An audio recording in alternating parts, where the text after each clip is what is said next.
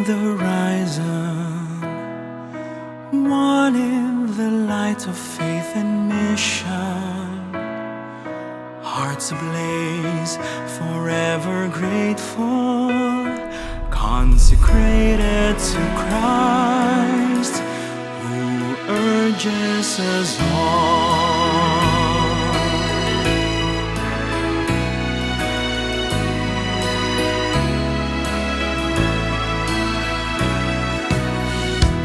We are called for the mission,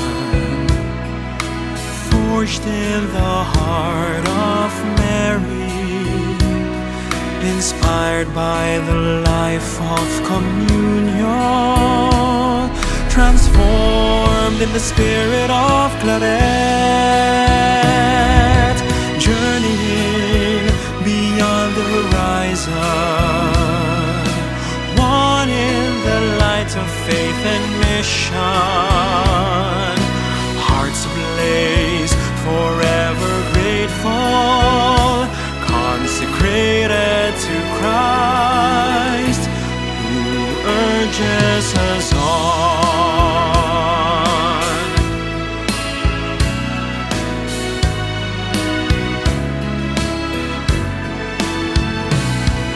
Sent to proclaim the word, forth we go in the service of the people, in prophetic solidarity, in justice and peace, witnesses of mercy and compassion, journeying beyond the horizon, one in the light of faith and mission, hearts ablaze, forever grateful, consecrated to Christ, who urges us on. Through the years of commitment to mission, sharing the gospel joy midst tribulations, that God may be known, loved, served, and adored by all,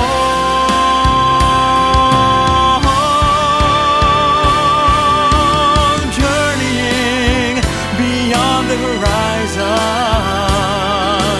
one in the light of faith and mission, hearts ablaze, forever grateful, consecrated to Christ, who urges us on.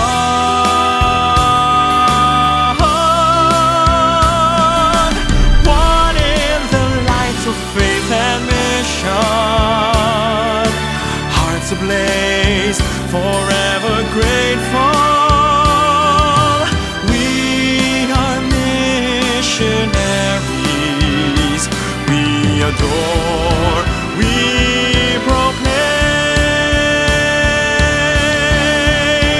we go forth.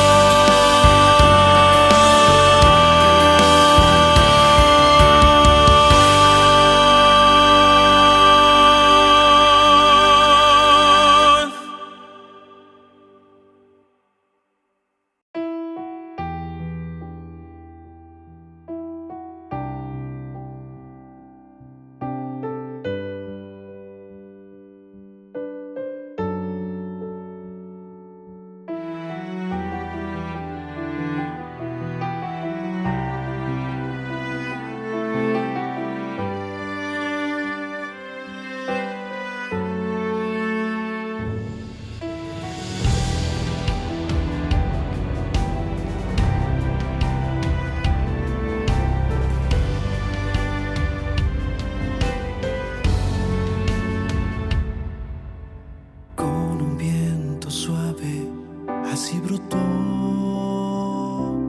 una grande obra, la congregación, una nueva historia comenzó con aquellos que el Espíritu impulsó. mismo Espíritu desciende en este hoy y evoca un nuevo Pentecostés,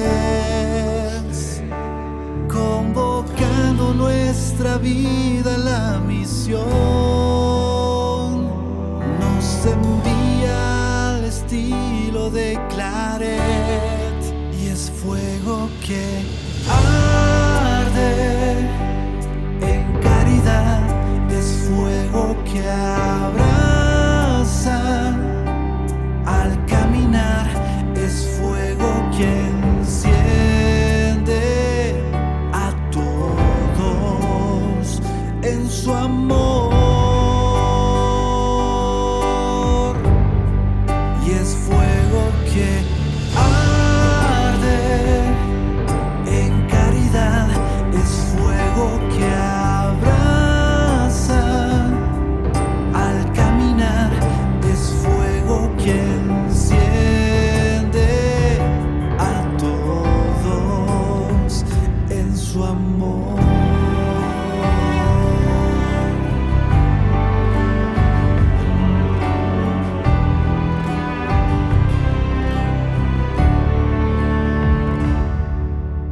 Con toda la iglesia en misión, caminamos juntos en la comunión,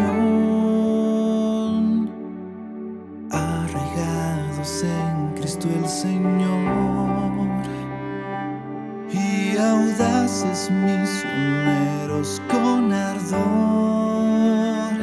El mismo Espíritu desciende en este hoy y evoca un nuevo Pentecostés, convocando nuestra vida a la misión. Nos envía al estilo de Claret y es fuego que arde en caridad,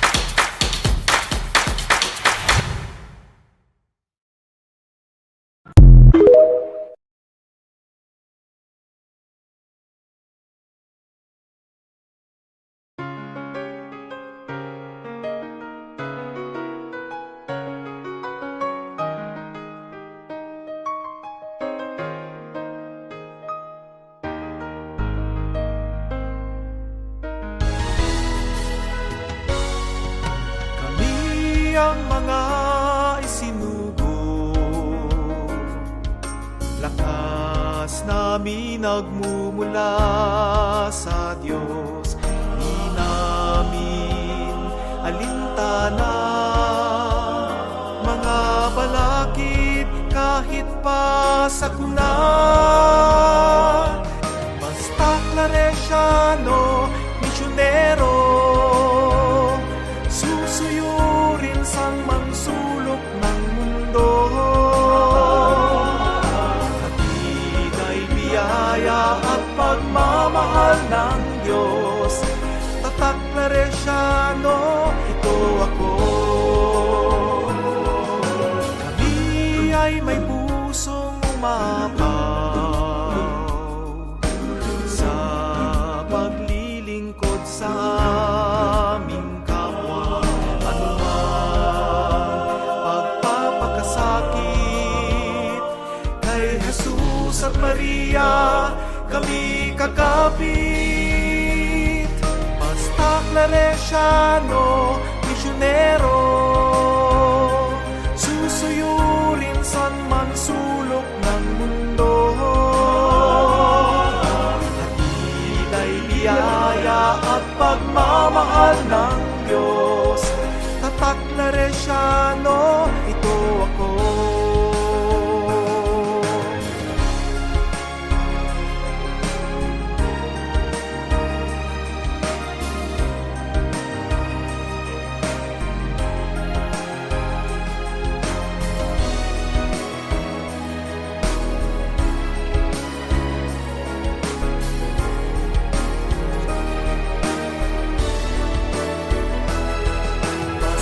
Claresiano, misyonero, susuyurin sa mansulok ng mundo.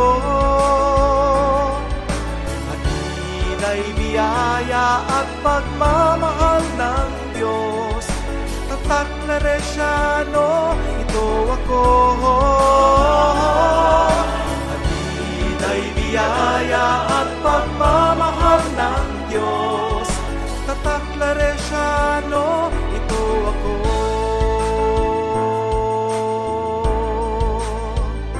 Ito ako.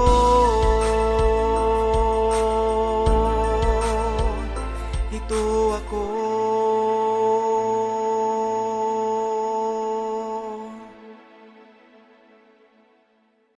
A son of the Immaculate Heart of Him is the man of fire with love.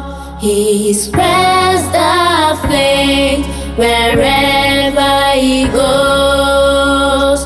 He desires mightily and strikes by all means possible to set everyone on fire with God's love. Nothing daunts him, he delights in privations, welcomes work in praises, sacrifices, smiles and splendor, rejoices in sorrows he suffers, and glories in the cross of Jesus Christ.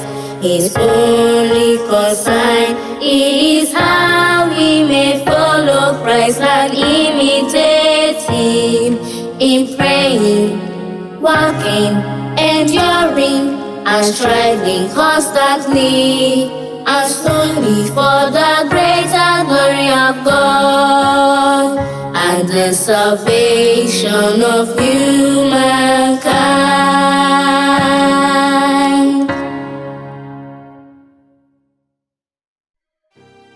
The Claretian missionaries Father Roel Gallardo Province and Claretian Communications Foundation Incorporated, in collaboration with Claret School of Quezon City, welcome you to the first Conference on Mary with the theme, You Are Most Blessed Among Women.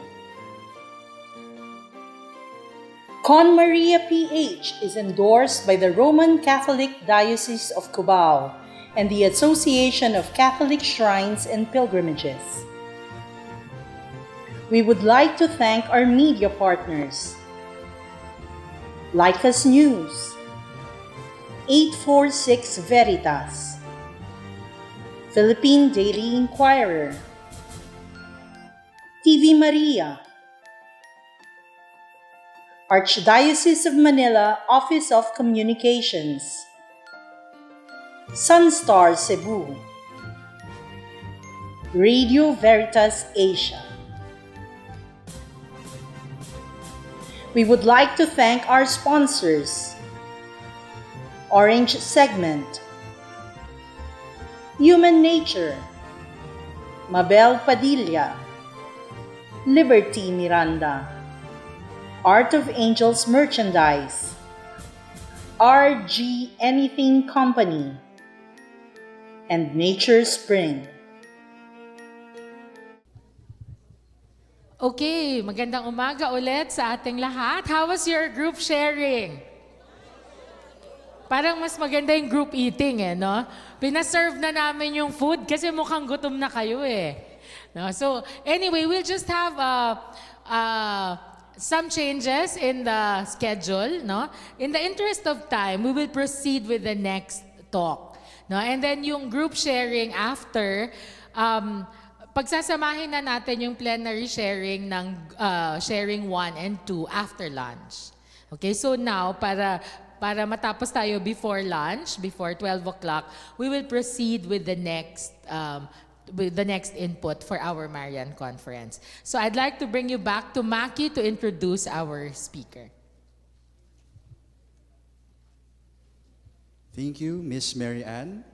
Our second speaker obtained her master's degree in educational management from De La Salle University, Manila, her master's degree in theology from the University of San Francisco, and her doctorate in philosophy in Christian spirituality from Berkeley, California. She is the first lay president of Assumption College, San Lorenzo, Manila. Before that, she was dean at Assumption and is presently a professor at Loyola School of Theology and president of Sacred Things, LST's ecological arm. She teaches courses in global spirituality, spiritual accompaniment, art media, and spirituality, Mariology, history of spirituality, theology and biblical foundations of spirituality, mysticisms, and courses based on Laudato Si, such as migration and the peripheries, spirituality of ecology.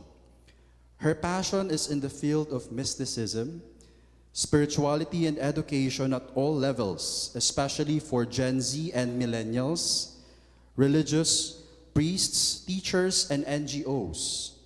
She published a book through Anvil entitled Educating Women Leaders and created a new and innovative curriculum called ABLE, which is presently being used at Assumption College, San Lorenzo. She has spent many years in leadership development. To deliver her presentation entitled "And the Mother of Jesus Was There, a Historical Perspective," brothers and sisters, a warm round of applause for Carmen Lourdes Pinky Valdez, PhD.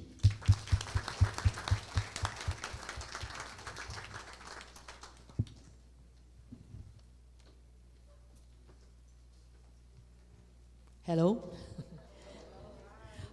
Hello, everybody. Hi. Okay, so you have nice faces. That's really nice. And good-looking ones, too. Where are all the guapos over here? I saw you kanina. All the seminarians. Okay, sorry, girls, they're taken. Okay, so... where do I click this? Here? Where's the... Here? Here or there? Here? Okay. There you go. Okay, I was asked to do Mary in Our History, Faith Companion Through Generations Guiding Us Towards God. You can realize this is a whole semester. There's no way I'm going to get through this. So I had to break it down, okay, impossible. So what I'm going to do is this, I'm going to make a mosaic. I'm going to just get pieces from Scripture, a couple of pieces from the doctrines of the church, and I'm going to do 3 apparitions. Guadalupe, Lavan, which is Vietnamese, and Kibeho, which is African. And I don't know if you know them all, but you'll see why I chose them, because I think they're very relevant today. Okay, so now what I want to start with is this. And this is where I'm going to go the whole time. The mother of Jesus was there. I have news for you in case you don't know it. Mary's here right now. And she's saying, I'm not the Blessed Virgin, but she is saying, I'm here for you.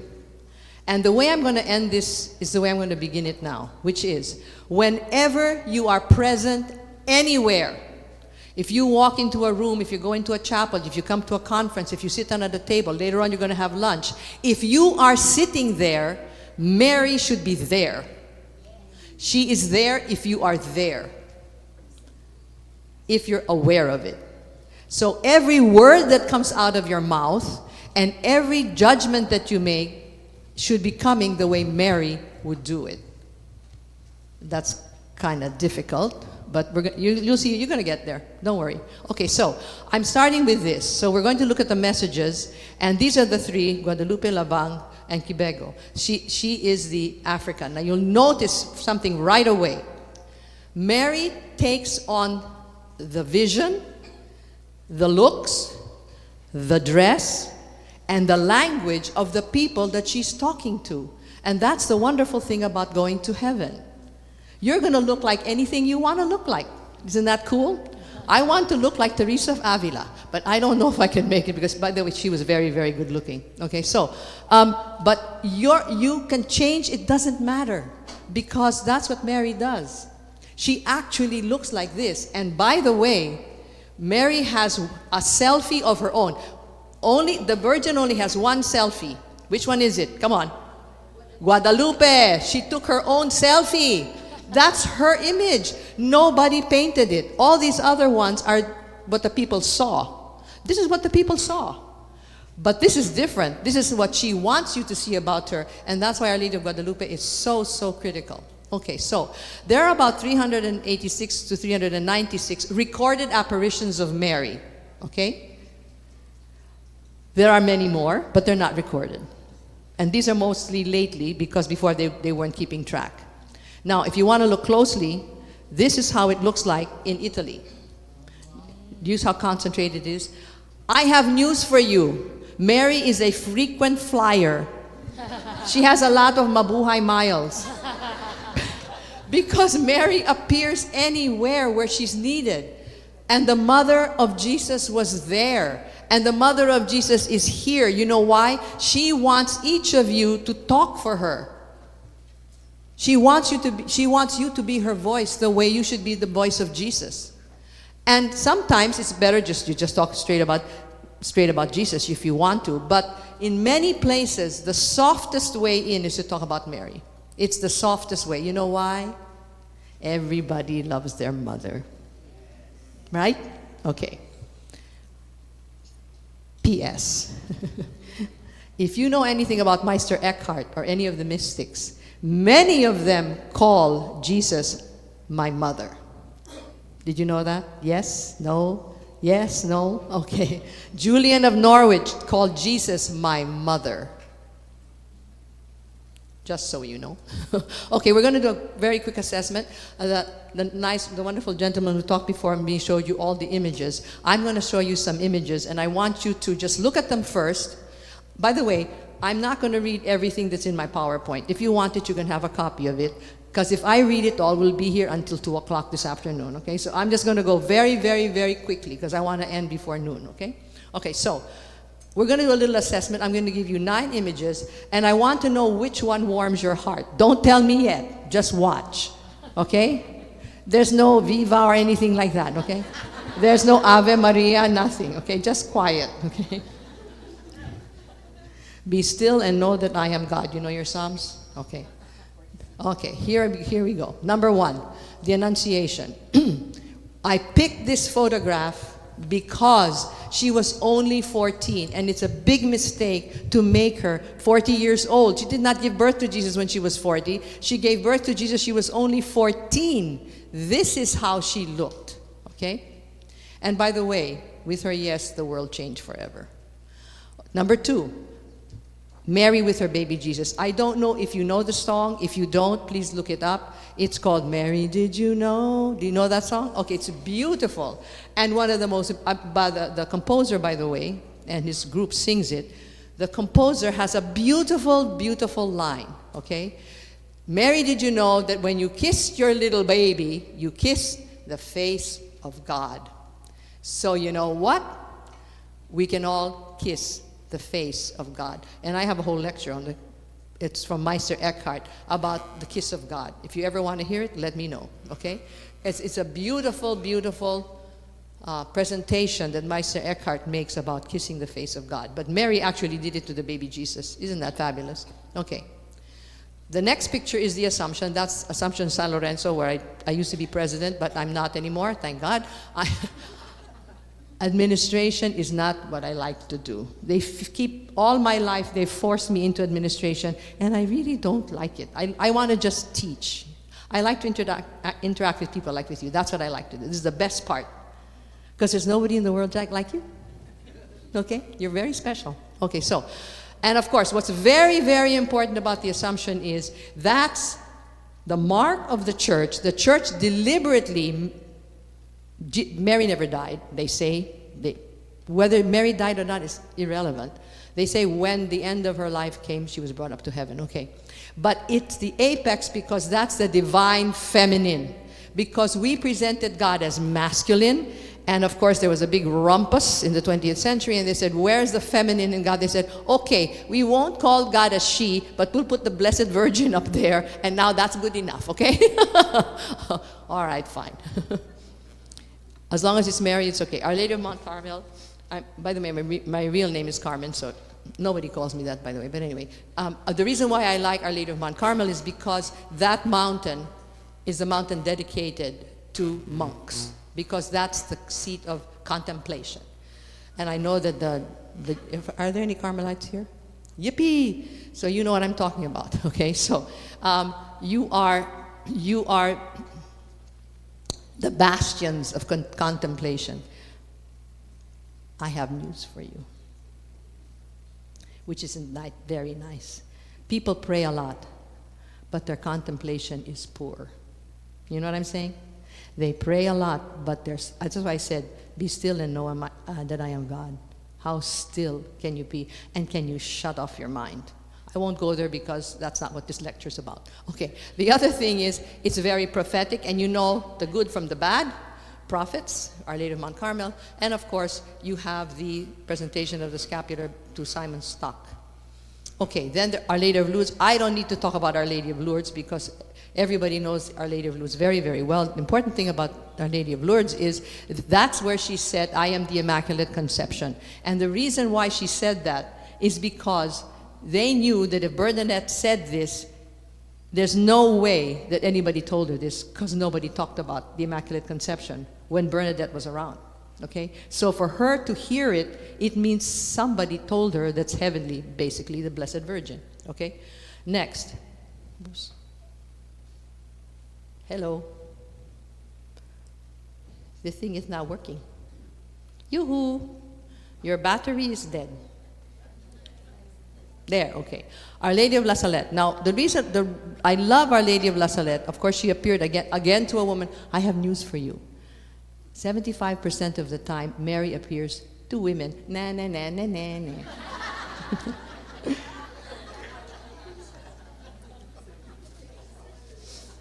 75%. And not only are they women, simple women, and some of them not educated. For example, she appeared to this young girl, 14, and to this boy, and of course there's a whole hullabaloo about whether the boy saw the Virgin or not, but she did. Bottom line is, why is she important? You'll see it later. Because she is crying. And so the question is, how can Mary cry? How? She's in heaven. How come she can cry? Does God cry? Does God cry? I have news for you. Some people were arguing with me. I think so. Okay. I think you have to click it there. It's not coming from here, sweetie. There, okay. Our Lady of Guadalupe. All right, I'm not going to go into this either right now. She's going to come out later on, but I want you to tell me if she's close to your heart. And she wants us all to be one. That's her theme. All right, next. You know, it doesn't work right away there. Our Lady of Lavang. Okay, she appeared. I don't know how many of you know Our Lady of Lavang. Excellent. Okay, she appeared. Do we have any Vietnamese here? Oh, good. Okay, when we get to the Vietnamese names, there's no way in God's heaven I'm going to say it, okay? Sister, I'm going to ask you to say the words in Vietnamese, not me, okay? All right, so she appeared to those who were persecuted, and we're going to go into that. Yoo-hoo. And now working. Okay, you know what I'll do? I won't do this anymore. Can I just do this? I'll just point. Ta-da. I'll just say now. I think your battery's dead. Okay, Kibeho, and this is very prophetic. She appeared to, again, guess who she appeared to? 3 women, yay! 3 women students in Kibeho, and she did this just before the genocide in Rwanda. It's so pathetic. It really is pathetic the way it happened. Can you click? Okay, so here are all of them. I want you to raise your hands.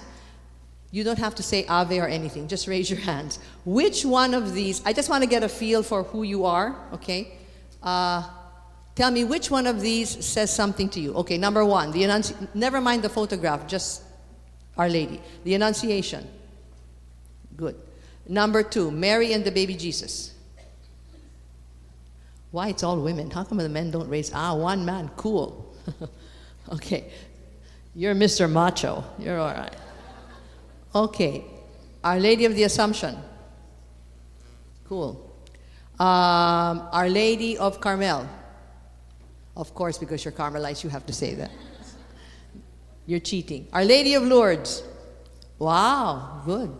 Okay, you know why? Because you know her better. Our Lady of La Salette. The Crying Virgin. Okay. Our Lady of Guadalupe. Still Our Lady of Lourdes is better. Our Lady of Lavang. That's better. Way to go. Are you from Vietnam? Okay. Our Lady of Kibeho.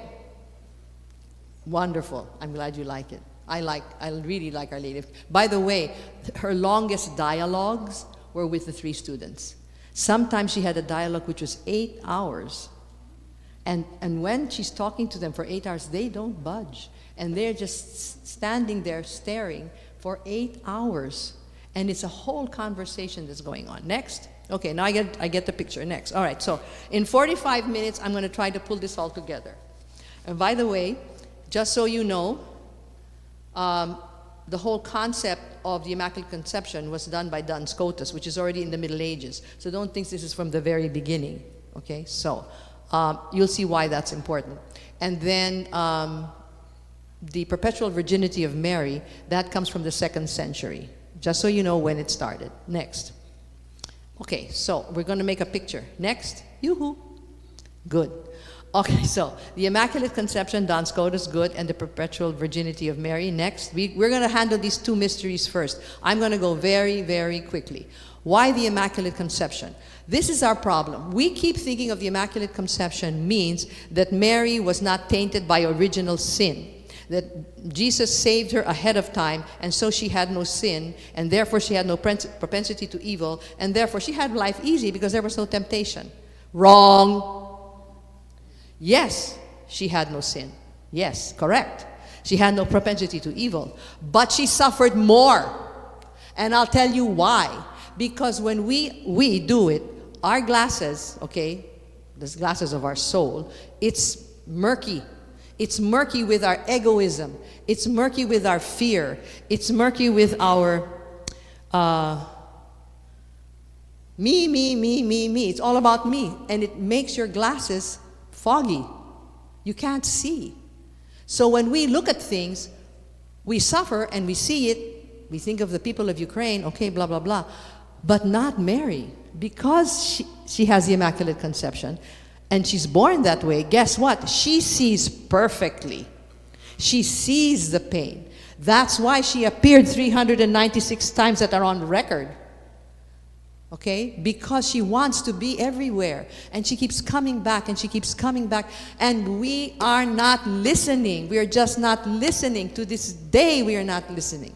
We're not. We keep doing the same things over and over and over again. And she's, look at all the virgins that the 9 gentlemen did before me. 50 virgins. Yeah, 50 virgins devotions because I want something and I want something and I want something. But you have not changed. You just want miracles. I want a miracle from Mary, but have you changed your life?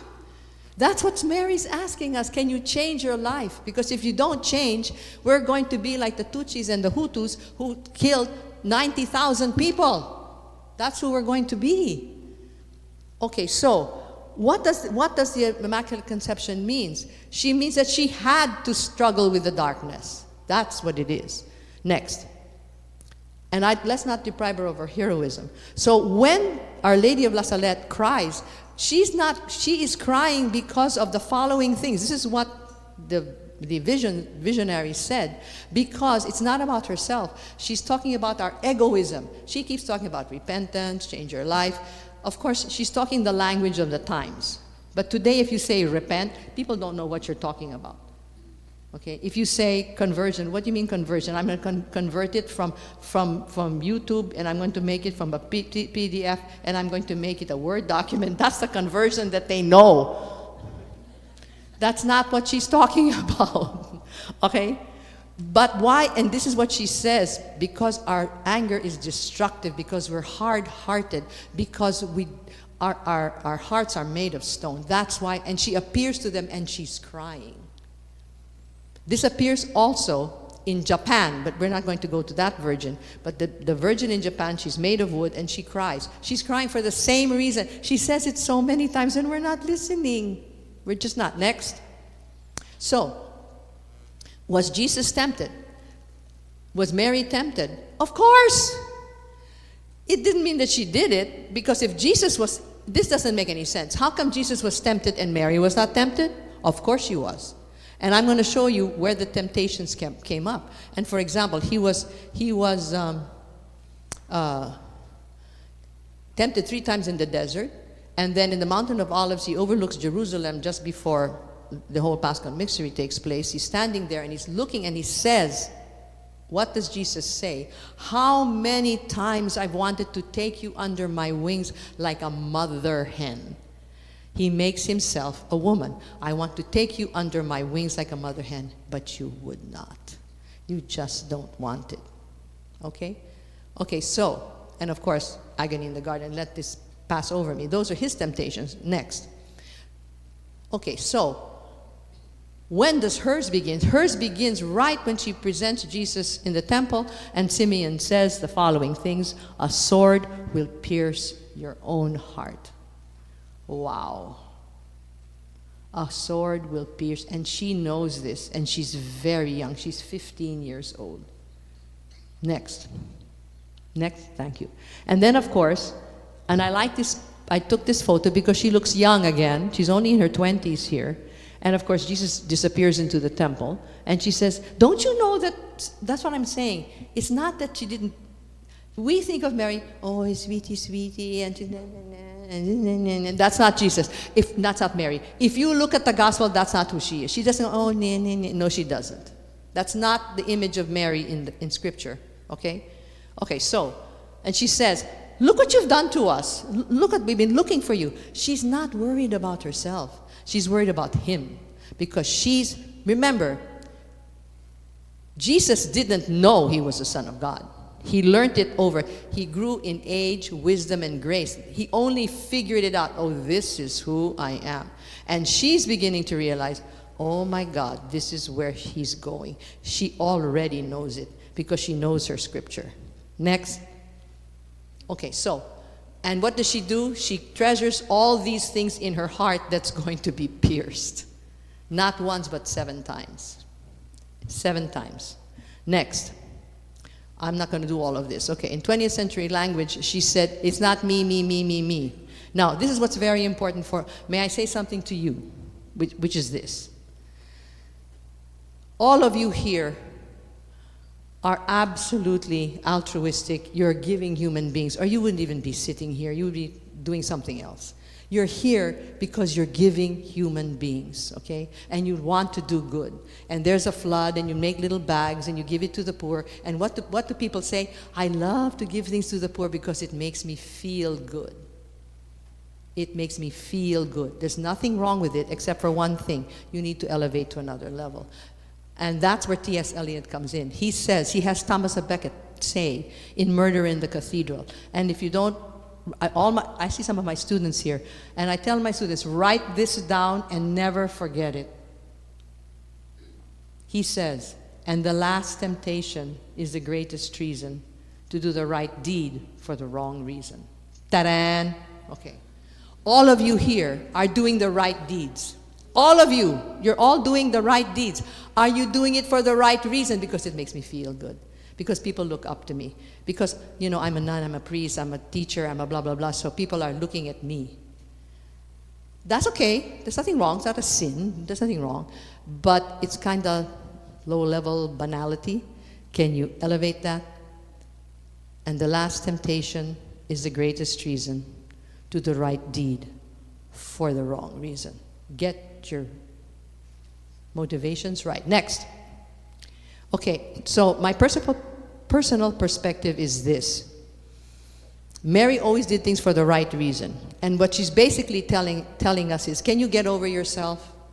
Can you get over the me, me, me? Oh, I feel so bad because what she said to me, and why did this sister say this to me, and she was being very nasty to me. It's me, me, me, me, me, kawawa naman ako. And the worst thing we do in Tagalog, kawawa naman ako.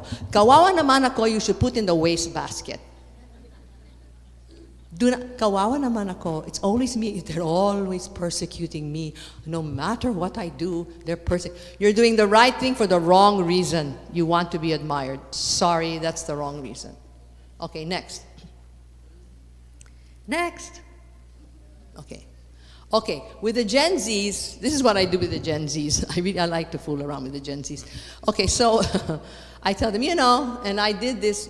Oh, you changed to the Tale of Two Cities. Yeah, better. Okay. And when I was teaching in Ateneo, I loved doing this. By the way, I had the college students, and they were the honors class, excuse me, okay? And I said, okay, you have your girlfriends, blah, blah, blah, blah, blah. I'm going to love you forever. Please don't leave me. We can't live without each other, blah, blah, blah, blah, blah, blah, blah. And I would tell them, you know what? You think you're in love, and it's a romantic love. It's wonderful. And please, everybody here, if you haven't fallen in love romantically, please do so. Because you need it. Because when you fall in love romantically, you know what you're doing? You're falling in love with the best part of yourself in the other person. So, yeah, okay. So, what Carl Jung says, he says, when you have your first love, you're falling in love with yourself. And that's okay, you're supposed to. You have to love yourself first. And you find it in the other. But you are not in love, not yet. Next. Not yet. Okay, next. Yoo-hoo. A bear. Okay. In the Tale of Two Cities. I wish like that thing were working, but it's not. Okay. In the Tale of Two Cities, you have Charles and Sydney, and they're both in love with Lucy. And of course, Lucy's in love with Charles. She's not in love with Sydney. And Sydney Carlton is a drunkard. And Charles Darnay he's a nice guy, you know. Run-of-the-mill nice guy, no? He doesn't drink, all that stuff. Fine. But he's not extraordinary, by the way. But Lucy's in love with him. Okay, period. And then finally, Sydney finds out that really Lucy really prefers Charles, and he finds out that they look alike, so he tells Charles, I'm going to take your place. Because he was being accused, by the way, he was unjustly condemned for treason, but that was not fair. So he was going to be killed. Charles was going to be killed. And Sydney goes to him and he says, I'll take your place. And here is the magnificent thing, doing the right thing for the right reason. I want Lucy to be happy. And because I really love Lucy, I'd rather die and let her have you. Ta-da! And he's the alcoholic. And I'm very sorry. This Charles Darnay, I don't know. He's very selfish. You know, I was unjustly thinking, but okay, you can die for me. Please go ahead. I don't know where he got this from, but anyway, Charles Dickens thought it was a good idea. All right. Now, the next thing, this is the twist. Next slide. Okay, here's the thing. And Charles Dickens says this himself. Lucy is an image of unconditional love. You say, what is the connection between this and Mary? Everything. Because Mary is our apex and our image of unconditional love. That's what it is. And so, what Dickens is saying is, if you want unconditional love, you have to be willing to die, even if it's not your fault. And you have to do it for someone else. So what Charles Dickens is saying, if you want, so Lucy just represents unconditional love. You have to go towards unconditional love, and the only way to get unconditional love is to love unconditionally. And that's what Sidney Carleton says. I'm going to die in your place to achieve unconditional love. Next slide. All right, so here's the twist in the story. She's unconditional love. And I've already said this. Next slide. Yoo-hoo. Hello? Okay. Is that thing working? Not really? Try. Okay. So what's the connection is this.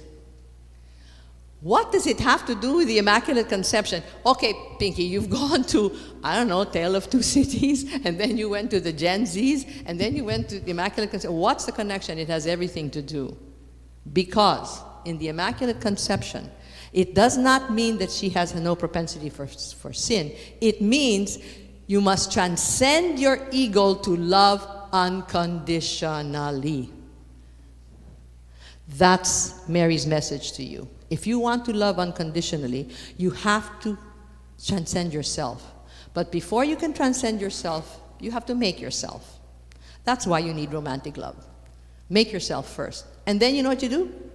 Let it go. Next. Next. Okay. Okay. It hasn't moved. I'm telling you. Can I do it from here? I can't click it from here. Can I? Oh, better. Which one do I hit? I don't want to hit the wrong one. Just these arrows? This one here, I don't want to hit the wrong thing. I just hit this one? The left, this is forward? This one?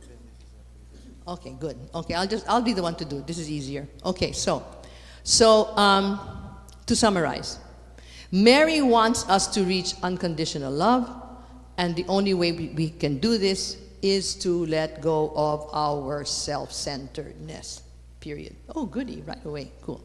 Okay, so we go to Mary, okay? And you see Mary is before the Archangel Gabriel, blah, blah, blah. You're going to be the Mother of God, and she's very smart, and she's fearless. If the angel Gabriel appeared to me, I would probably hide under the bed. I said, what on earth are you doing here? Not her. You know what she says? What are you doing here? Why are you here? Boy, that's why this image of Mary is wrong. That's not Mary. You got the wrong Mary, okay? Wrong one. Oh, see. The angel says, and this is fun, you translate it into modern English. They always make it sound very highfalutin. It's more like, well, this is what's going to happen, Mary. You see, you're only 14, but God decided that he wants to be a human being. And he decided that you're going to be the mother. And you know what's Mary's answer? That's not possible. I didn't have sex with Joseph. How is this going to happen? She doesn't say no. Her question is very, I'm telling you, she's so down to earth. It can't happen. I haven't had sex. And he says, that's not necessary. So how is this going to happen? Your spouse will be God. And she says, oh my God. Are you kidding me? Really? Yeah, actually, God will send his spirit and you're going to give birth to the Son of God. Really? Wow, this is phenomenal. I think what she did was it was like this. Okay. And she says yes. And everything changed forever and forever and forever. One little yes. I have news for you. When you say yes and you say to God, I will be the mother of your son in this world. And by the way, I'm not the one who made this up. You read any of the mystics. If you read Meister Eckhart, he's going to say, you give birth to God in this world, the way Mary did. He didn't do this to Mary and isolate her, and then what we do, we elevate her to this wonderful image, which is wonderful, but that's not what God was asking us. He's saying, you see that? All of you are going there. Oh no, that's too high. No! Can you just put it in our language? Look how Mary appears. By the way, you Vietnamese people, I have to tell you, you have the most beautiful costumes in the world. Your way of dressing, and the Assumption nuns wear your, how do you pronounce the word? I Dao? Yeah. Yes, you say it. Okay. And it's purple. I'm sorry, it looks really sexy. And the Assumption nuns are this thin. And when I came down from because I went to visit them when I was president of Assumption, they sent me there. And I said, wow, you look gorgeous. Honestly. That's how she appeared. Why? Because we're supposed to go there. That's the point. That's why she dresses like us, okay? And what she does is the cosmos change forever. And how do we know the cosmos change? Because St. Paul said, you are the, come on. About the cosmos, you are the,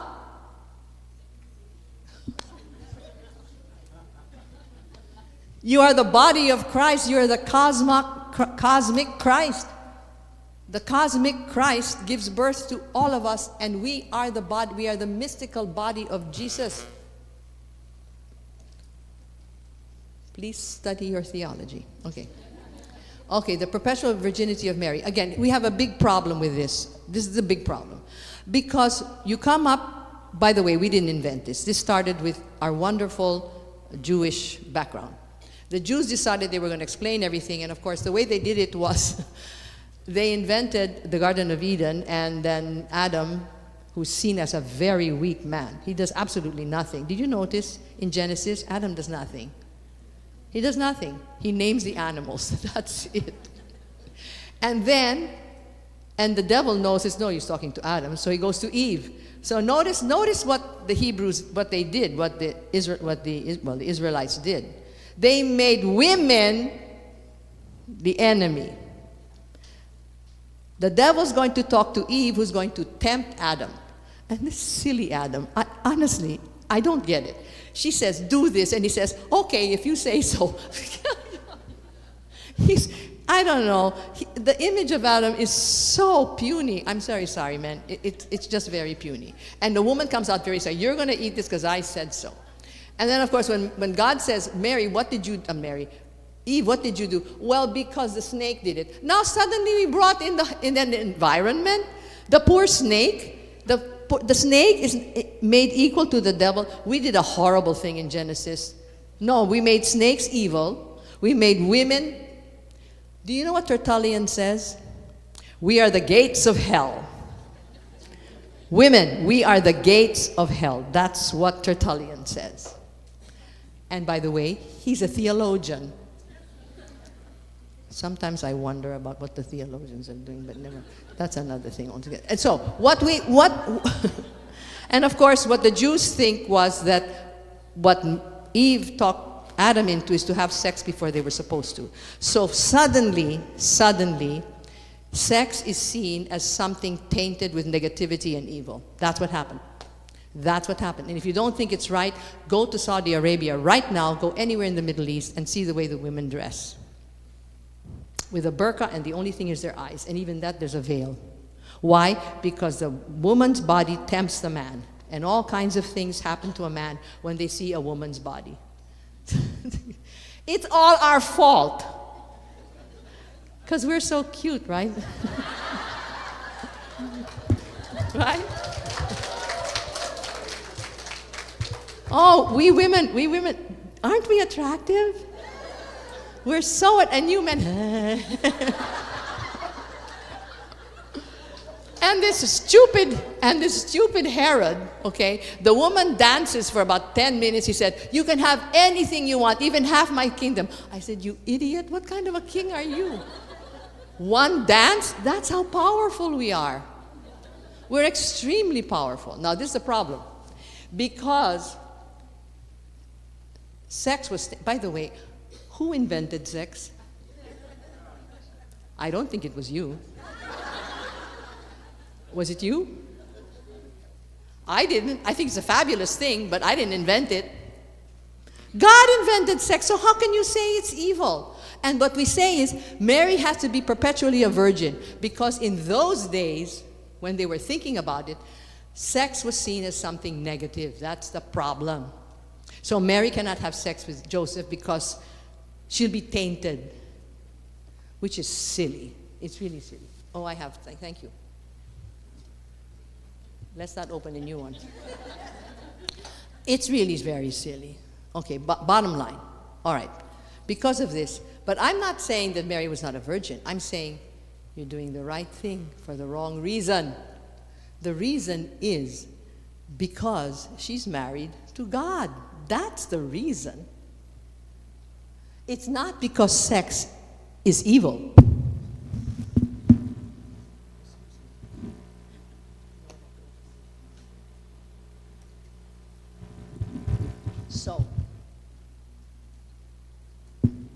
So Mary's perpetual virginity is because we are married. She is married to God.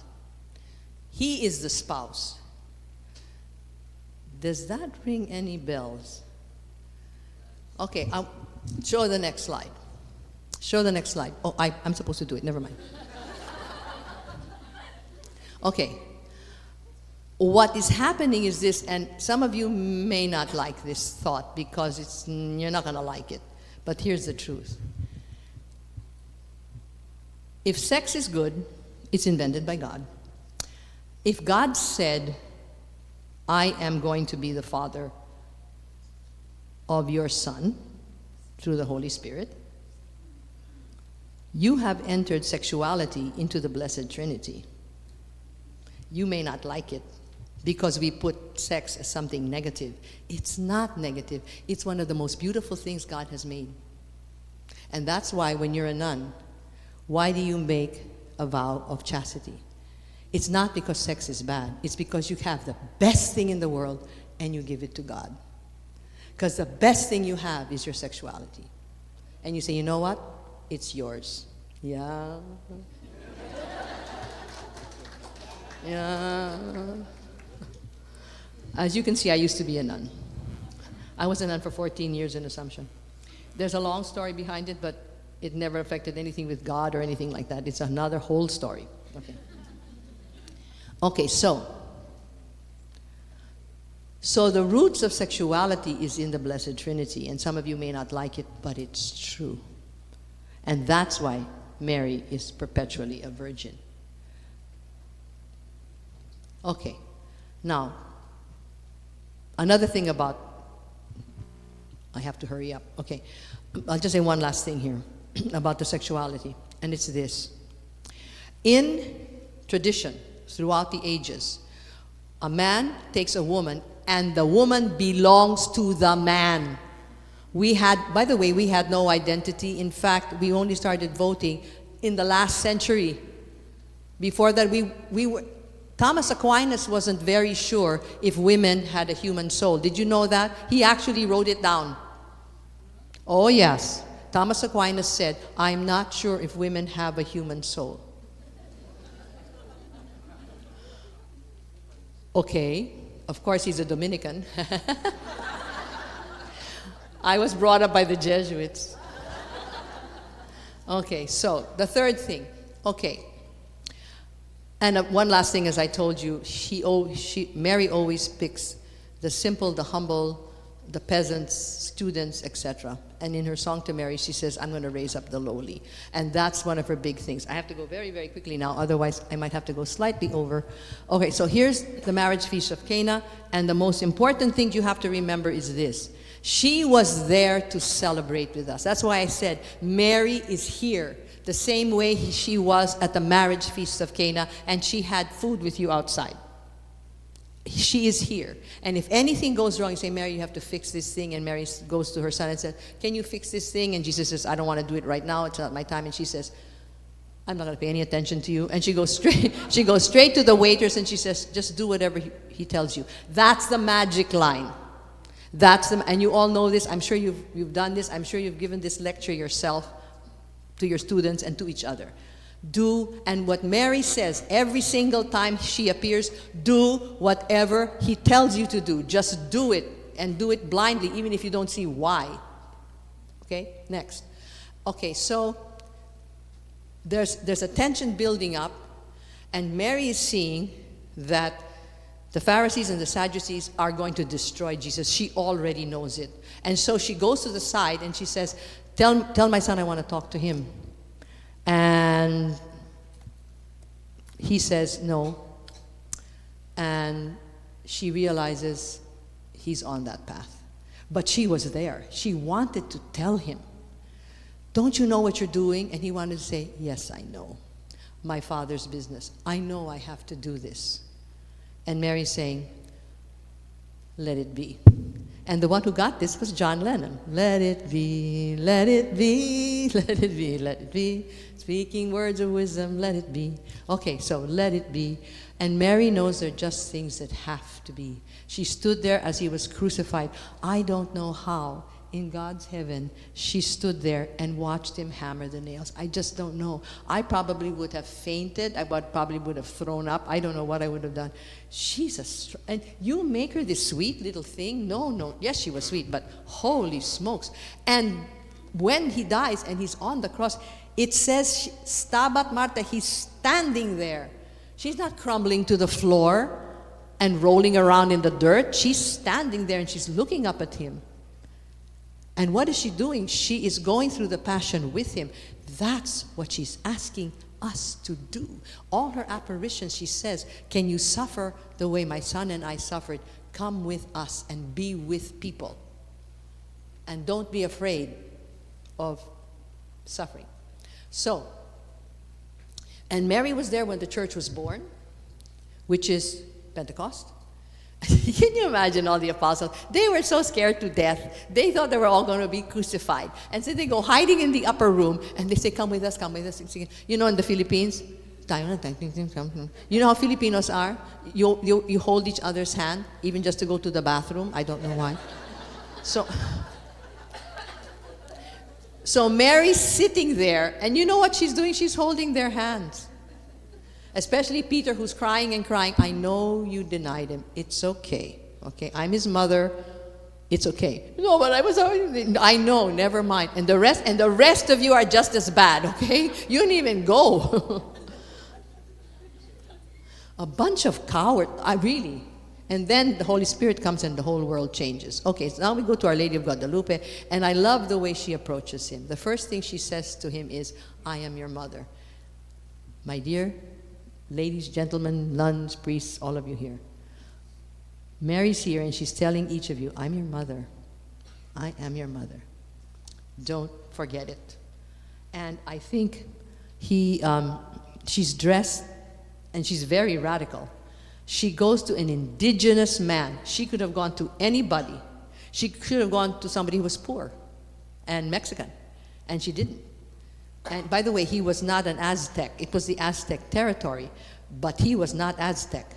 And he was Juan Diego was quite prominent in his own tribe or group. Bottom line is, she chooses him. So again, what is Mary saying? The lowly, and what Pope Francis says, the peripheries, the indigenous people, raise them up. And then she says, I want a sign. The bishop says, I want a sign. She said, okay. Now, do you know how many times you guys have asked for a sign from Mary? I know you have. I know you've asked for a sign. Just give me a sign, and then a little butterfly comes. Okay, fine. I want a sign. I want roses. Oh, but they have to be red, okay?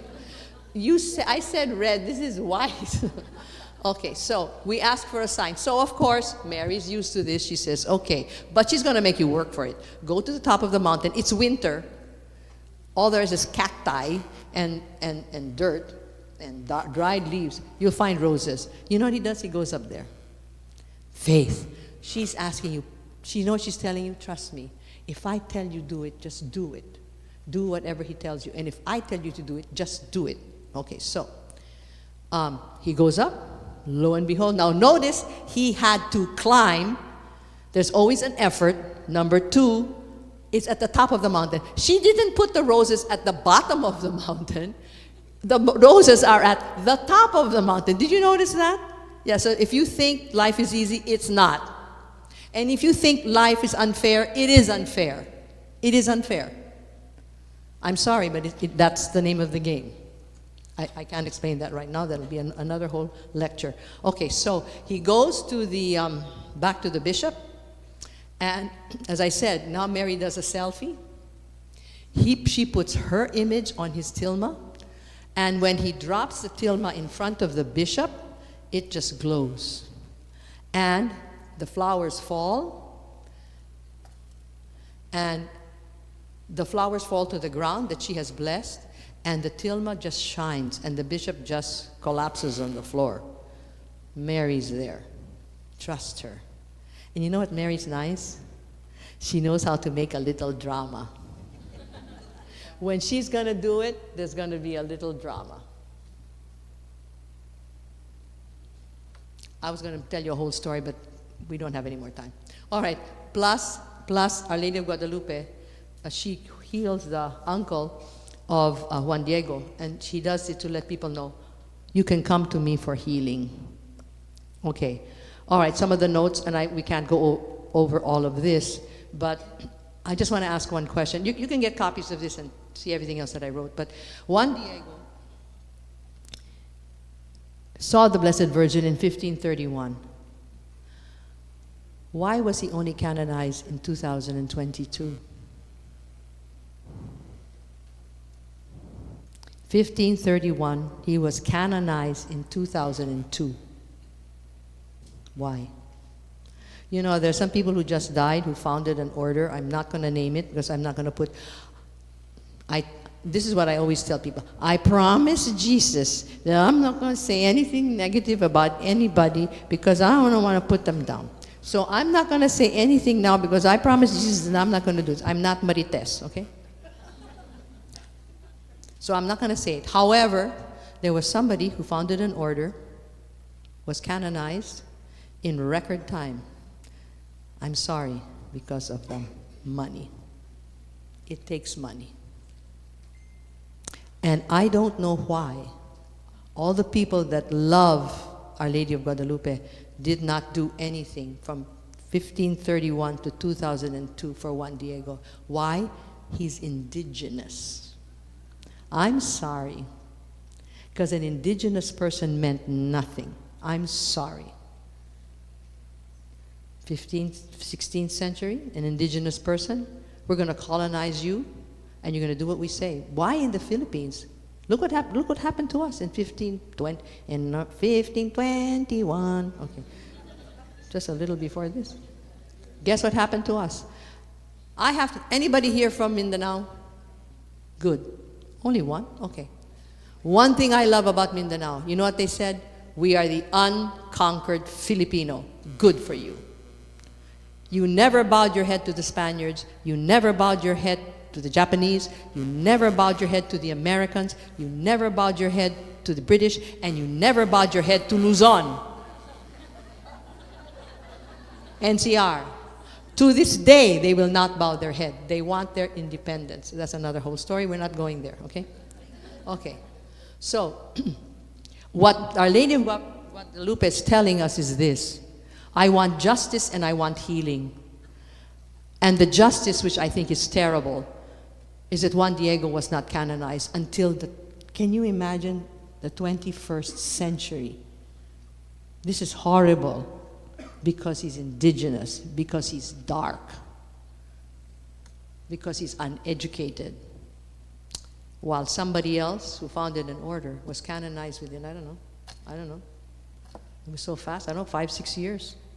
If you have the money. Okay, let us go now to Vietnam. Okay, I don't know how to sound these words. Quan Tuan. I need a Vietnamese person to say these words. Quan Tuan. How do you pronounce his name? Okay, I'll just say Tuan. Okay, let's make it short. And I'm not going to say this Kantin and there's no way. Buitin, no, never mind. And I don't have time, so it's written there so you can see the correct words. He became emperor when he was only 9. It's still Nguyen dynasty, okay? He became the emperor, he was only 9 years old. So what the father did was appoint the Empress Dowager Buti Nan, his stepmother, to be there. I have a strong suspicion. It doesn't say it anywhere in the annals. But if you look at this very, very carefully, who had the Catholics persecuted? A 9-year-old boy? Okay. The actual date was not 9, he was 14. A 14-year-old boy will persecute all of the Catholics? Somebody was talking in his ear, and the way it happened was horrible. He decided that the Catholics were becoming too strong, and so we're going to kill every single Catholic. And they didn't just kill them. They, I think it's here. Here. They didn't just kill them. Before they killed them, they would cut off their arms, they would cut off their legs, they would cut off their ears, they would dismember them little by little and trying to make them give up their faith. There were 90,000 martyrs. There were two groups, the first group, and then it stopped, and then the second group. There were 2 instances. And in the first group, many of them ran to the rainforests, and that's where you have the image of Our Lady of Lavang. Because they were praying and they were dying. Of course, they were in the rainforest. They were probably they were sick. They had no food, etc., etc. And finally, every day they would pray. So those of you who know the story, they would all gather around her and they would pray together, the rosary. And lo and behold, she appears, not once, but many times. And then she said, I am here. I want you to trust me. I know you're suffering, but you're suffering the way my son and I have suffered. Anything you ask me in prayer, I will help you with. And then, she's an environmentalist. Isn't that cool? Mary is radical, and she's an environmentalist. That's what I love about her. And she says, get those plants, boil it, make tea, and you'll get well. Lo and behold, ta-da! They're cured. It wasn't a miracle. They just didn't know that that plant can cure their illness. What Mary knows, which we know now, if there is a sickness that comes from a certain place, the healing element is also in the same place, if you know your science, if you know your biology. Wherever the illness is, so is the antidote, okay? And he said, and the mother of Jesus was there. I'm here. I'm here. Okay, so here you see some of the pictures of how they dismembered them. It was terrible. Okay, now what do we get from Lavang? I'll have to go like 5 minutes over here because I don't want to leave out Africa. It's just too powerful. Here's what we get from Our Lady of Lavang. An enculturated evangelization. She wears the dress, she's talking in their language and the language of the time. And it's an enculturated theology and an enculturated devotion. That is why Catholicism is very powerful. In spite of killing 90,000 martyrs, Catholicism is still very strong. I don't know about your congregations, but in Assumption, the biggest group of nuns coming in are from Vietnam. What is it about the Vietnamese? You know why? They've suffered. They've suffered. When you suffer for something, you admire it, you treasure it, and you respect it because you suffered for it. Okay? Okay. By the way, it's called, and by the way, I'm going to Lavang in November. I'm so excited to go because it's called the Holy Land of the East. Isn't that cool? It's called the Lourdes of the East or the Holy Land of the East because Our Lady of Lavang is phenomenal. And I love her. Have you noticed her face? I love her face. That's what she looked like. She's beautiful. All of them said, I saw a beautiful lady. Every single, I read so many about all the apparitions. They all said the same thing. I saw a beautiful lady. Now, here's the big thing. In all the others, she appeared to 3 students, 1 girl, boy and a girl, shepherds, blah, blah, blah, 1 indigenous man. Here, she appeared to the community. That's why Vietnam is strong and Lavang is strong, because it creates a community. Pray together. It's not because the rosary has magic. That's not the reason. The reason is because you're doing it together. That's the way to do it. And that's why the rosary is so important, because you go through the life of Jesus, and that's the whole point. Okay? All right, now. I need 5 minutes. Okay. By the way, in Puerto Princesa, Palawan, we have a statue of Our Lady of Lavang, and there's a big devotion to her. And they call her Inang. Somebody was telling me they call her Inang. Okay, now let's go to Africa. Sorry, this is the end. Are you impatient already? Okay. If you are, it's too bad because I can't leave out Africa. Okay, this is the last thread of our mosaic, and you'll see how everything goes together. Okay. She appeared to 3 students. And the first one, her name was Alphonsine. And Alphonsine asked her, who are you? And she said, I am the mother of the Word. And when she went to the priest and said, she said she's the mother of the Word, the priest said, it has to be Mary. Who it's like Immaculate Conception, the mother of the Word. Nobody calls her mother of the Word. Nobody does. That's why he knew. Some places in other countries, but never in Africa, okay? And by the way, it took 20 years for them to ratify that it was the Virgin who appeared there. Lavang, it hasn't been, quote-unquote, canonized, the person who said it hasn't been, quote-unquote, canonized by Rome, but because the popes have been there and because the devotion is so strong to Our Lady of Lavang, they assume it's as if it's canonized. Here it was actually in all of Africa, okay? So what happens is she appears first to Alphonsine, and of course they persecuted her and everything. You're crazy, you're blah, blah, blah, the devil, blah, blah, blah, blah, blah, blah, blah. And when she was looking at the Blessed Virgin, before she looked at the Blessed Virgin, if you took a picture of her, her eyes would blink. But once the Blessed Virgin appeared, you could have, and by the way, sometimes they had plenty of people taking pictures. She never blinked. Her eyes never blinked. And that's why somebody took a picture of her like this, with her eyes wide open. Okay, so they said, can you please appear to somebody else? You know what Mary does? Okay, if that's what it takes, I will appear to somebody else. So she appeared to Natalie. Now, Natalie was the opposite personality as Alphonsine. She was quiet, she was humble, she was always in the church, she used to pray, blah, blah, blah, blah, blah. So she went there. And what she says was, which is really kind of cool, they asked her, what does she look like? What does she look like? It's not like any of the statues. She transcends beauty. She's not white, she's not black, but when I look at her eyes, they are black eyes. Isn't that cool? They're black eyes. Okay, so this is Natalie.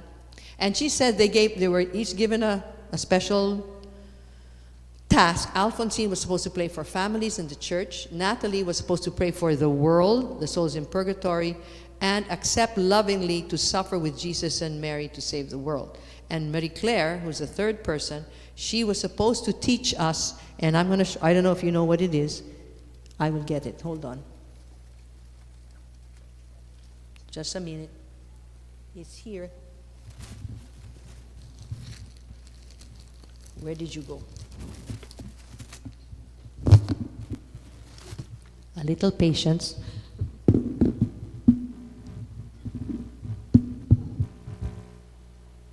you seen this?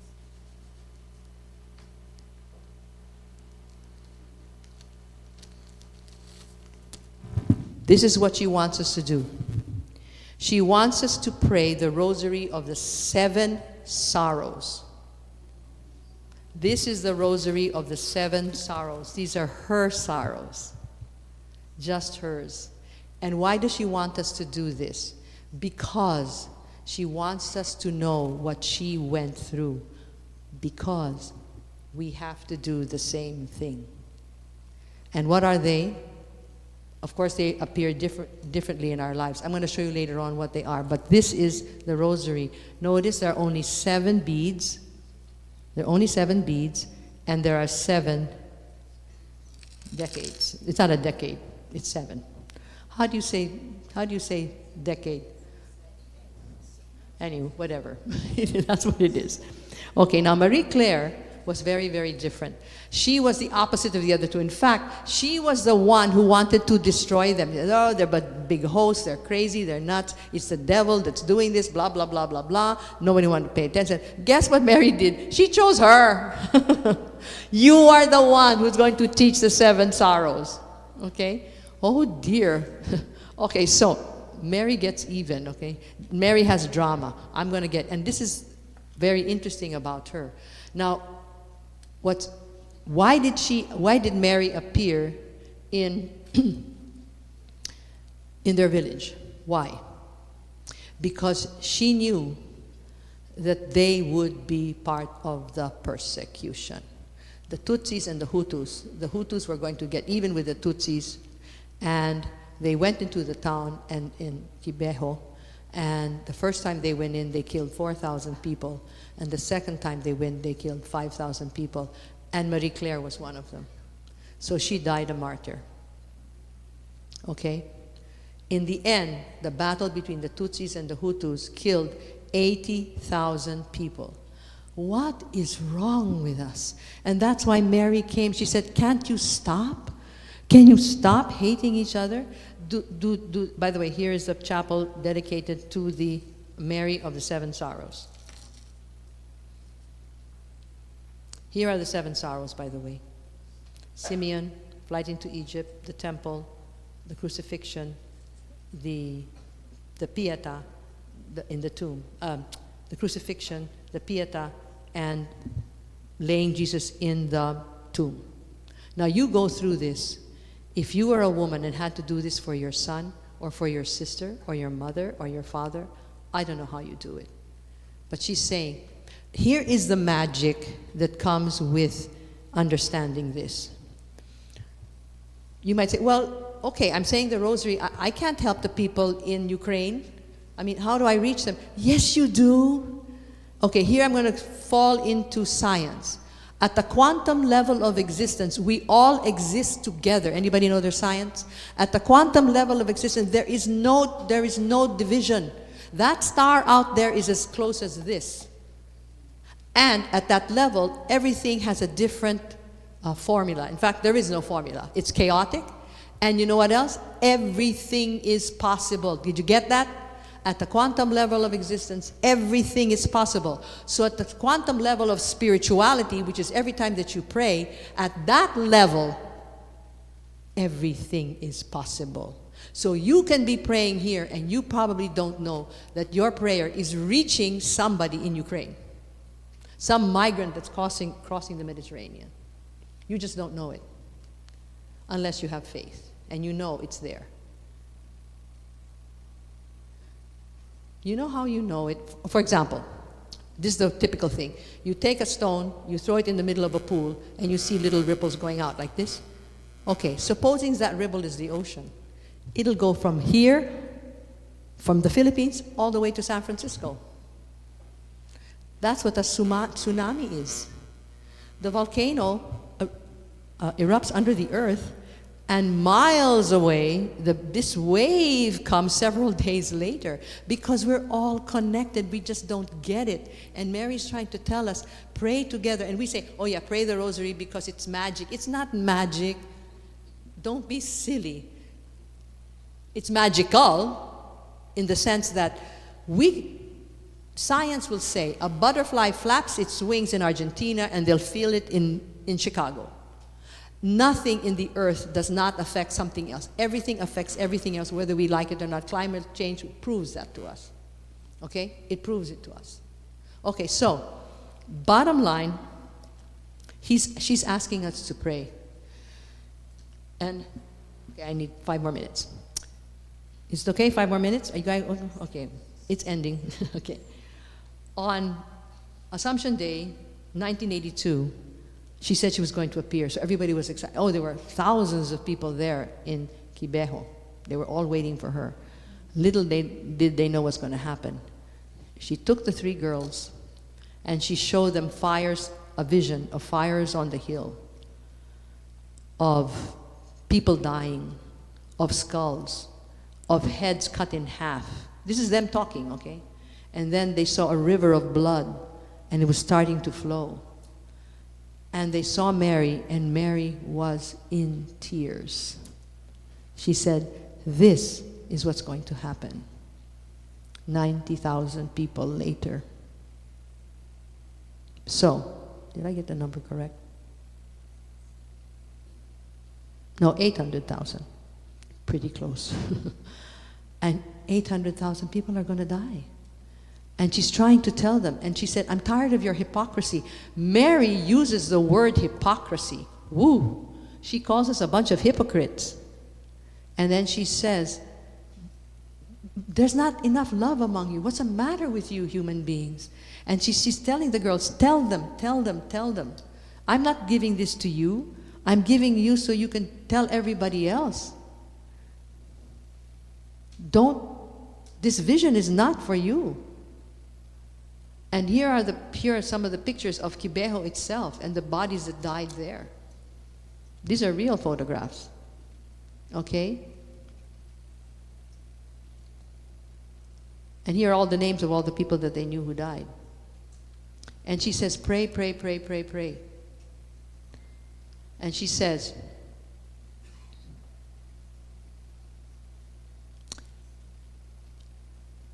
she talks about penance and fasting and for the conversion of sinners. And it sounds like, I'm sorry, it sounds like very vanilla. It's like, nah, nah, nah, pray for sinners, nah, nah, nah, nah, nah. No, no, no, no, no, no, no. It's more like, can the Hutus and the Tutsis get along? Can the Israelis and the Pakistanis get along? Can the Israelis and the people of Gaza get along? Can the Hamas people stop persecuting the Israelis? And can you stop fighting the Jews? And Putin, can you get out of Ukraine and leave them alone? And North Korea, do you have to make atom bombs? What are you going to do with those atom bombs? What are they for, while your people are starving in North Korea? So that's what Mary's trying to say. Now, is it working? Is it working? Yes, it is. I'm telling you. Of course it works. And I'm telling you because that's why take my presentation. Talk to other people. You know how far it will go? You know how far? I'm listening to Natalie, who's way out in Africa, and I have her exact words. Isn't this fabulous? Does it work? Yes, it works. Yes, it works. Okay, so the last vision they had was 8 hours, and this is her at the beginning, and this is her at the end. She becomes a nun. Alphonsine becomes a nun. Claire died, as you know. She was martyred. And Natalie she wanted to be a nun, but they say, no, stay out there, but continue to work for this. So I'm going to go back to the beginning. This is the end of what I have to say. And I want to say this. Mary wants us to be a community. She wants us to get over ourselves. And let us not ask somebody else to do it unless you can do it yourself. If you can't get over your fear, and you know, it's funny when I say, can you get rid of your fear? And then I ask a question to the class, and I ask a question to the class, and Nobody answers. How come you're not answering? You know the answer. Because you're afraid. What Mary is saying is get over your fears. So you get up and say a stupid thing. It's okay. It's perfectly all right. We don't like that. We're doing the right thing for the wrong reason. We want to be admired. We don't want to be looked down on because we said a stupid thing. I don't want people to think I'm stupid. Na, na, na, na, na, na. You get the message. Okay. And here's the beautiful part, as I was telling you earlier. I said, and this is Corinthians, 1 Corinthians 12:27, where Paul says we are the body of Christ. And when Jesus appears to Paul, Paul says, and who are you? I am Jesus that you are persecuting. And so, Paul turns around and tells us. So here's what it sounds like. Mary is the mother of Jesus Christ. We are the body of Christ. By inference, Mary is our mother because we are the body of Christ. She is our mother. It's not a poetic statement. It's real. It's real. Do you understand real versus just poetic? It's not poetic. Mary is our mother. Mary is my mother. No, Mary really is your mother because you are the body of Christ and Mary gave birth to the body of Christ. Hello. Okay? And that's what Paul is trying to tell us. We have phenomenal scripture. It's just phenomenal and we really don't appreciate it. Okay, so how many times did she try to tell us? She said, can you stop your aggression? A sword has pierced my heart every time I see that you're very stubborn and you won't change. I tried to tell you before the First World War. I tried to tell you about the Second. That's Our Lady of Lourdes. I tried to tell you about the Second World War. I've been begging you. What is the matter with you? Why can't you get over yourself? Can you have peace? And this is what's so tragic. Every time I teach, I always say this. The most tragic thing in the world is the Holy Land. We have not stopped fighting for 1,500 years, the Muslims, the Christians, and the Jews. What's the matter with us? 1,500 years, we have the same God, and we cannot get along? This is stupid. And worse, have you been to the sepulcher? There are 5 Christian groups, and they cannot have a procession together. First the Armenians, and then the Greek Orthodox, and then the Christians, and then the Catholics. What's the matter with us? We're all Christians. We cannot even go around the place where Jesus died together. What is wrong with us? Why do you think Mary was crying? Don't you get it? Don't you get it? So, I'm going to end like this, and then you can ask a question if you want to, but it's 12:15. Sorry, I went over. So, I'm going to say the first part, and you will say the second part. You got it? Okay, I'll start. Silent.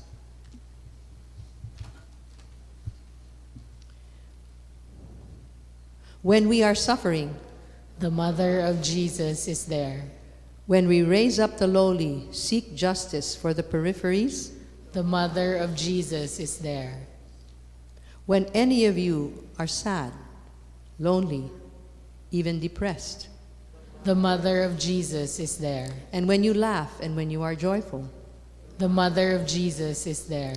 and when you have to make a big decision, when you have to stand up for the truth, The mother of Jesus is there. and this is my personal blessing for you, wherever you are, whenever you're in a room, the mother of Jesus is there, and do you know why? Because you are there. Thank you. Thank you very much, Dr. Valdez.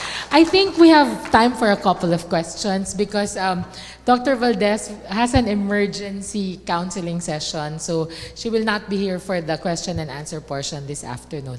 So maybe a couple of questions.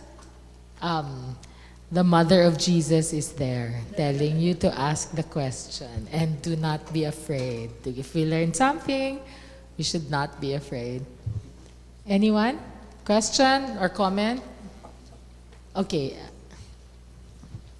It's about the apparition. But Wonderful. You have no fear.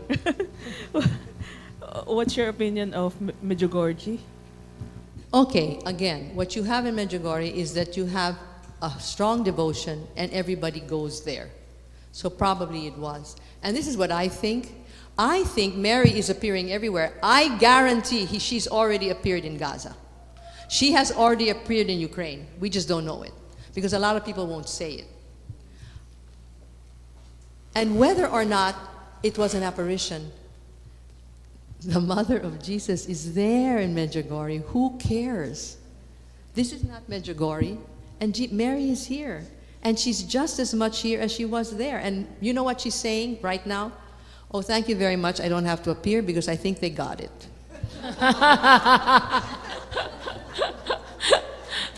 Good answer.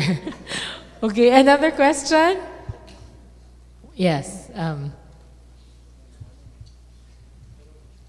Can we state our name and our affiliation? Good afternoon. I'm Letty Ignacio. I'm with the Handmaids of the Lord. Oh.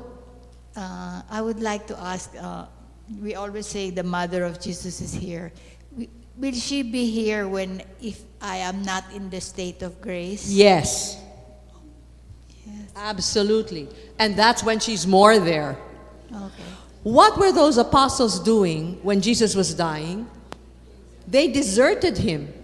They literally deserted him. And they locked themselves up there. Okay? Thank you. Of course. Beautiful. Where was Mary when the people were crucifying her son? She was with him. She was not with him. She was there with a soldier. She was there with them who were crucifying them. And when the Pharisees and the Sadducees were trying to put her son down, where was she? She was there. All you have to do is say, okay, I know you're here. You know what it is? You know the CCTV cameras? That's Mary. Thank you. Thank you so much. Thank you, Miss Letty. I think we have 3 minutes pa, so we can have more questions. Ah, the Carmelites. Okay. Last thing, I'm Mervin from the Carmelite Missionary Secular. Hot topic, I don't know what are your polarities in, but what's your take on with our own apparition in Mediatrix in Lipa? Many of us, we are devotees of that, but the polarities have been very much rough, and I believe that about it, but what's your take on that? Okay, you said there are, wait, hold on. There are polarities, right? There are pro and anti. Okay, Yeah. what does Mary think? She's there. That's what I'm saying. Does she like that there's polarities? No. Why did everywhere she appeared, she said, can you stop this polarization? Can you stop it? The Tutsis and the Hutus, stop it. And you're going to fight whether I appeared or not. Hello, I can go anywhere I feel like it. And if it doesn't matter, it really doesn't matter. Well, I'm not sure if Mary was there. No, Mary is everywhere. I'm sorry. And that's why my very first photograph, if you see it, it's Mary. Can you go to the first photograph? That's why I put the very, very first one. Okay, thank you. Of course she's there. Of course. Thank you. And by the way, one of the people who was there became an Assumption nun, one of the children. And she saw the Blessed Virgin. Okay. Okay, before we take on another question from here, Can I just, one more thing. What happens is when there's an apparition or not, everybody else wants to get in on the act. Yes, I also saw Mary. Yes, no. Those are the gang mates, you know. They're trying to cling. Yeah, I also saw Mary. Don't be ridiculous, okay? And so those ruin the real one. That's what also happens. Yes. Okay, from our online participant, Romano Bulata, what is your opinion or conviction that Mary is the new Eve? Okay, number two. Actually, number one, number two. First, the first Eve is not Eve. It's Lilith.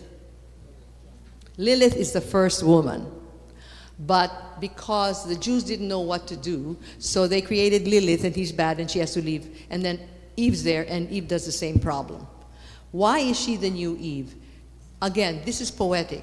she is the one, she crushes the head of the serpent. See, the trouble with this is I'm the new Eve and I give birth to Jesus Christ. Of course she is. Eve just means life, that's all it means. It's just a symbol. And of course she is. She is the first in line, that's why the Immaculate Conception, she is the first in line, so she is the new Eve in the sense that she gives birth to Jesus Christ. Okay, that's the reason. So of course she's the new Eve. But it's not like, let me just put it, why are we always trying to put things in boxes? Okay, you are the Eve, and you are the Lilith, and you are the new Eve, and I'm going to take this Blessed Virgin and stick you in there. Why? One thing that comes out in all the apparitions, she's looking for, remove all the boundaries. Can you get rid of the boundaries? That's why can you put up that first slide of mine, please? That's why I showed you that she's embracing the whole world. With all the peripheries, especially, because they're the ones left to the side, like Juan Diego, who wasn't canonized for 4 centuries, excuse me. Okay. Is there any other person asking a question from here? Yeah. What is that? Thank you, Ms. Valdez, for your very interesting topic. Go all the way to the beginning. All the way. There. That's the one I wanted. Oh, they cannot see it. Ayan. This is the one I wanted you to see. This. See? She's embracing the whole world. That's the point I wanted to make. That's why I put that at the very beginning. Yes. I'm Sister Mary Chris from the Missionary Sisters of Our Lady of the Angels. I just would like to ask your opinion on some religious denominations, just like Iglesia de Cristo, who is really strongly criticizing us for honoring Mary.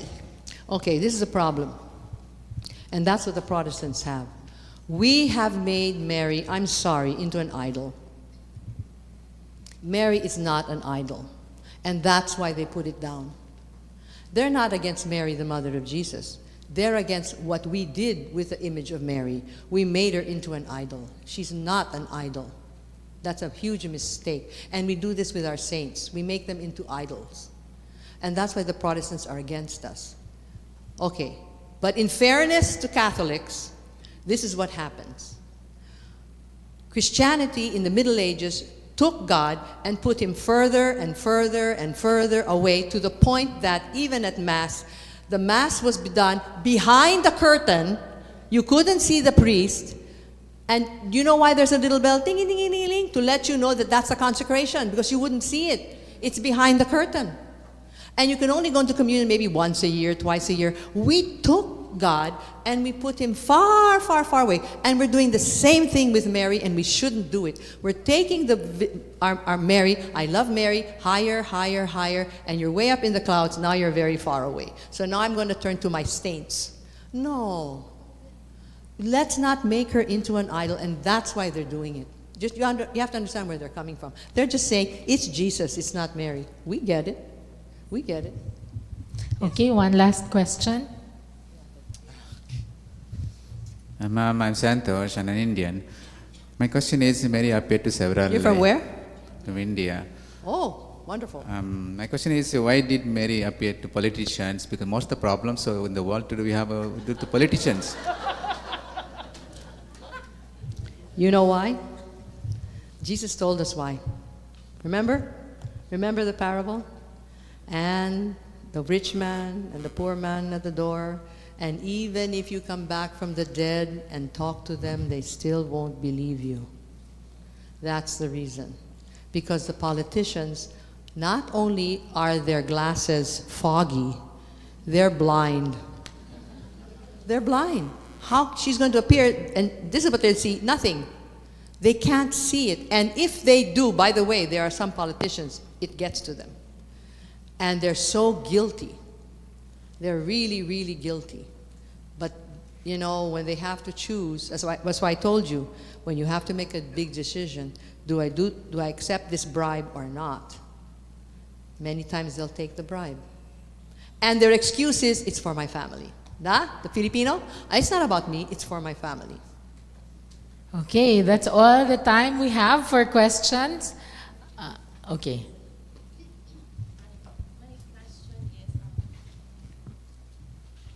Thank you for entertaining my question. My question is, why did Jesus... Thank you. Why did Jesus address Mama Mary as woman instead of calling her mother? Thank you. No, the word woman is we have a negative, and in Spanish it's even stronger. Mujer is very strong.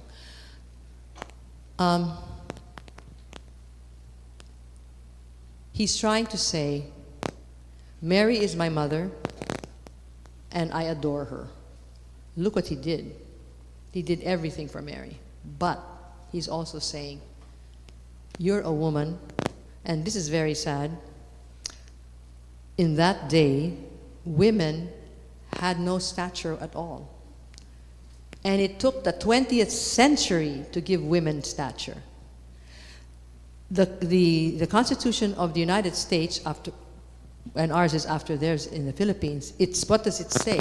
All men are created equal. And they meant men. Women were not equal. And worse, if you're a slave, you're only 3/4 of a human being. Can you imagine? They actually wrote it down. A slave is worth 3/4 of a human being. How can you say this? But it's written in black and white. If you don't believe me, look it up. A slave is 3/4. And the rest of the world, slaves don't even have an identity. They didn't even have a name. Okay? So that's the issue. Why did he call her woman? He's trying to say, you're my mother, but right now, I need to talk to everybody. I'll talk to you on the side. And Mary would say, yeah, but you're going to do whatever I say. Well, okay, fine. Multiply the wine, okay? Okay, on the side, okay? But for now, just keep quiet. I'm just joking. Well, actually, I would love to hear the conversations of Mary and his mother. Can you imagine? Are you going to go to the temple now? Yes, because I'm very upset with them. Jesus, can you please be careful? No, I'm going to overturn all those tables because they're making it a den of thieves. Jesus, be careful what you're doing. Never mind. He goes, he turns it, and she comes, he probably comes out and she says, you're going to get it from the Pharisees and the Pharisees and the Sadducees. Are you ready? Okay, and perhaps Okay, one last. Chan, is it okay with you? Very short. You mentioned about the seven, the rosary that you showed. The rosary that you showed, did I hear it correct? That is 7? Is it 1 decade per 7 times 7? 7 beads.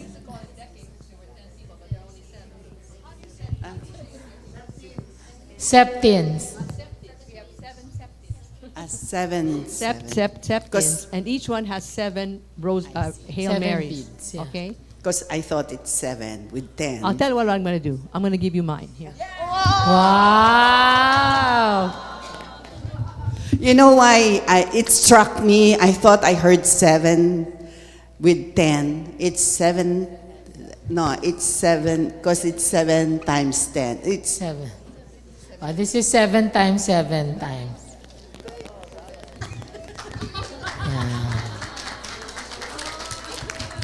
And each of these tells you which is the mystery you're supposed to think about. Now, the important thing is you're willing to go through the 7 sorrows. It says a sword will pierce your heart. No, there were 7 swords. Blessed are you among women. Who got that? Okay, and with that, we'd like to read from our online attendee, Sister Marivic MPS. This is not really a question, but a big thank you for the talk on Mary. Indeed, she is here with us, and she's really our mother, and that reminds us that we are all sisters and brothers, literally, and it is a big challenge for us to live that out. All right, can you do this for me? Can you all stand up and hold hands to the person beside you? Hold hands.